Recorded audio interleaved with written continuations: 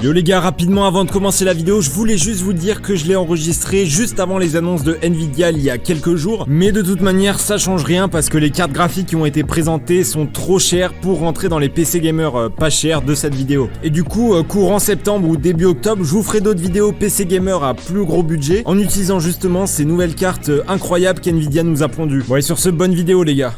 Eh bien salut à tous les amis, très heureux de vous retrouver. Alors on est aujourd'hui le 1er septembre et donc c'est l'occasion parfaite pour vous présenter 3 PC gamers de septembre. Alors on va être sur des PC gamers pas chers avec une première config à 400€ qui, vous allez le voir, a été optimisée aux petits oignons. Alors ensuite je vous présenterai une upgrade de cette config, donc on sera sur un budget de 500€ et je vous présenterai en vérité plusieurs upgrades selon si vous souhaitez faire du gaming ou de l'applicatif. Pour la dernière config les amis, on sera sur un budget de 800€, donc là ce sera vraiment pour du gaming sur des gros jeux, sur des jeux récents. Alors cette config à 800€, elle sera vraiment faite pour les jeux qui vont sortir en cette fin d'année. Donc je pense par exemple à Assassin's Creed Valhalla ou alors à Call of Duty Cold War, voilà, qui vont être quand même des jeux assez gourmands puisque c'est des jeux cross-gen, donc qui vont être aussi dispo sur PS5 et Xbox Series X. Alors on va commencer tout de suite avec la config à 400€ qui se base bien sur un processeur Intel, donc c'est le Intel Core i3 9100F qui nous provient donc tout droit de la 9e génération de processeurs Intel Core. Donc il a seulement 4 cœurs physiques et 4 cœurs logiques, donc c'est pas forcément ce qu'il y a de plus performant en 2020, mais pour du gaming en 1080p ça fera amplement l'affaire. Alors les amis, ce processeur vous devrez le prendre sur Amazon.de, donc c'est le Amazon allemand, et on le retrouve à seulement 60€ contre 80€ sur le Amazon français, donc c'est vraiment pas cher par rapport aux performances qu'il délivre. Ensuite pour la carte mère, on sera sur une Gigabyte H310M,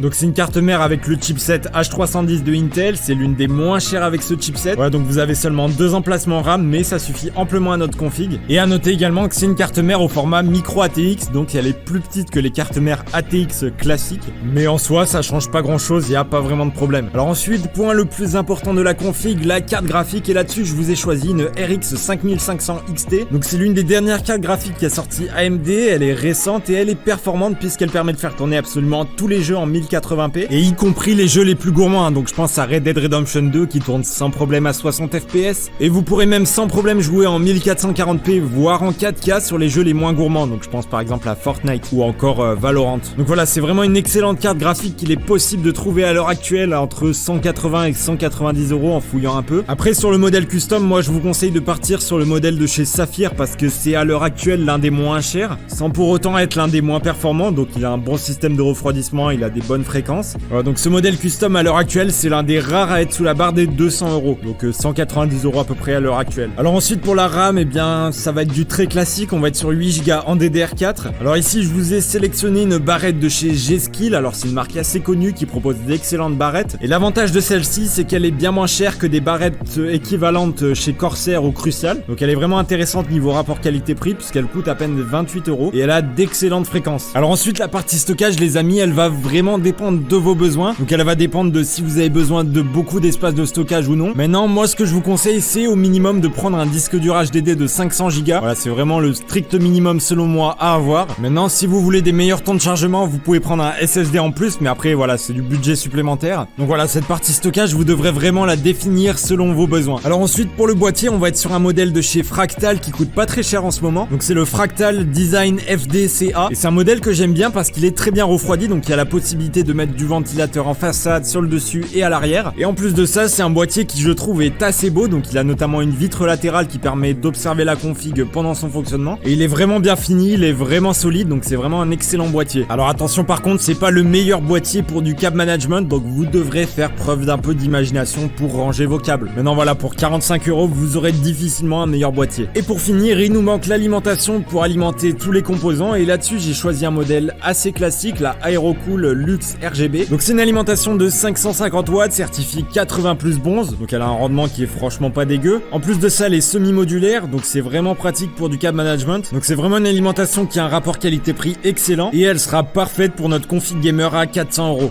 Alors pour les performances, bon je vous l'ai déjà un peu dit quand j'ai parlé de la carte graphique, mais globalement tous les jeux tournent en 1080p à 60 fps, et avec les graphismes en ultra pour la plupart des jeux. Après pour les jeux les plus gourmands, donc comme par exemple je vous avais dit Red Dead 2, vous serez obligé de baisser un peu les graphismes les plus gourmands, donc je pense par exemple aux ombres qui ont souvent tendance à taper sur la carte graphique. Maintenant voilà, la très grande majorité des jeux ce sera du 1080p 60 fps en ultra. Alors ensuite Ensuite, pour la config gamer à 500 €, on va la baser sur la même config que la précédente et je vais simplement vous proposer des upgrades selon si vous souhaitez faire plutôt du gaming ou de l'applicatif. Alors pour du gaming, on va chercher à upgrade la carte graphique et donc je vous conseille de prendre plutôt la RX 5600 XT au lieu de la RX 5500 XT et qui en jeu offre environ 30 à 35% de performance en plus. Donc du coup, vous pourrez faire du gaming à plus haute résolution avec plus de FPS. Après voilà, vu qu'on aura toujours le processeur 9100F, et ben ce sera vraiment pas insane pour l'applicatif. Et c'est pour ça que je vous propose une deuxième solution d'upgrade qui est de changer la partie CPU et carte mère au lieu de changer la carte graphique. Donc en gros, on garde la même RX 5500 XT et pour le CPU, on part sur un Ryzen 3600 avec une carte mère B450. Donc le processeur, vous pouvez facilement le trouver à 160 €, donc on va dépenser 100 € de plus pour le processeur. Et pour la carte mère, faudra compter environ 20 € de plus pour un bon modèle B450. Du coup, ça fait 120 € de plus, mais on reste entre 500 et 600 €. Donc voilà, ça rentre à peu près dans le budget. Pour finir, troisième et dernière config, on est ici sur un budget de 800 € et pour ce prix-là, on part sur un Ryzen 3600 en guise de CPU. Bon, le Ryzen 3600, vous connaissez, on ne le présente plus, c'est vraiment le meilleur rapport qualité-prix du moment. Ce Ryzen, on va venir l'installer sur une carte mère B450 Aorus Elite. Pareil, c'est l'un des meilleurs rapports qualité-prix du moment. Et pour la carte graphique, on va venir installer une RX 5700 XT. Alors quand on recherche sur des sites français comme Amazon.fr ou Top Achat ou Material.net, on trouve difficilement la carte sous les 400 €, on la trouve même parfois plutôt autour des 450 €. Mais en regardant sur Amazon.de, donc le Amazon allemand, j'ai réussi à trouver une version custom de la RX 5700 XT pour seulement 350 €. Donc je vous conseille vraiment de la prendre sur ce site-là. Donc c'est vraiment les mêmes composants qu'en France, mais en moins cher. Pour la RAM, c'est du très classique, on va être sur 16 Go en DDR4 à 3200 MHz. Donc vous connaissez les processeurs Ryzen avec de la RAM à très haute fréquence, et bien ça va très bien ensemble. Et à nouveau, pour la partie stockage, je vous conseille de faire un truc vraiment optimisé selon vos besoins. Alors pour 800 €, je vous conseille de prendre au minimum un disque dur HDD de 1 Tera ou de 500 Go, voilà, selon vos besoins, et un SSD de 120 Go. Donc pour le SSD, vous pouvez prendre du PNY,